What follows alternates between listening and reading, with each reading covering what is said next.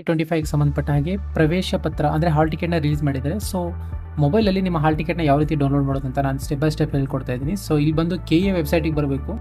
Home ಮೇಲೆ click ಮಾಡಿದ್ಮೇಲೆ ನಿಮಗೆ ಇಲ್ಲಿ ತೋರಿಸುತ್ತೆ. ಸೊ ಈ ವೆಬ್ಸೈಟಿಗೆ ಬಂದಮೇಲೆ ನೀವು ಇಲ್ಲಿ 3 ಡಾಟ್ಸ್ ಕಾಣಿಸ್ತಾ ಇರುತ್ತಲ್ಲ, ಇದ್ರ ಮೇಲೆ ಕ್ಲಿಕ್ ಮಾಡಬೇಕು.